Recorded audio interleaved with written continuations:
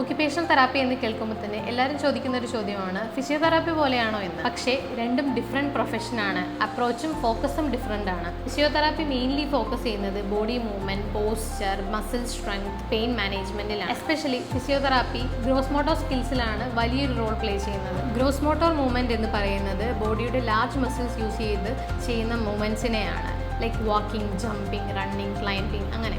Injury recovery, muscle weakness എന്നിവയെല്ലാം ഫിസിയോതെറാപ്പിയിലെ common cases ആണ്.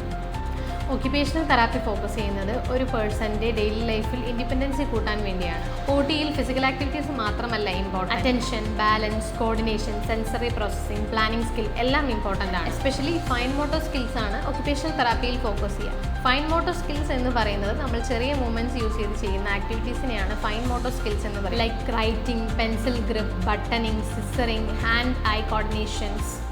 സിമ്പിളായി പറഞ്ഞാൽ ഫിസിയോതെറാപ്പി ഗ്രോസ് മോട്ടോറിനെയും ബോഡി മൂവ്മെൻറ്റിനെയുമാണ് കൂടുതലായിട്ട് ഫോക്കസ് ചെയ്യുന്നത്. ഒക്യുപേഷണൽ തെറാപ്പി ഡെയിലി ഫംഗ്ഷനിങ്ങും ഇൻഡിപെൻഡൻസും ആൻഡ് ഫൈൻ മോട്ടോർ സ്കിൽസിനെയാണ് ഫോക്കസ് ചെയ്യുന്നത്. രണ്ട് പ്രൊഫഷനും ഈക്വലി ഇമ്പോർട്ടൻ്റ് ആണ്. അതുപോലെ തന്നെ ഒരാൾക്ക് രണ്ട് തെറാപ്പീസും ഒരുമിച്ച് ഒരേ സമയം വേണ്ടി വരാം.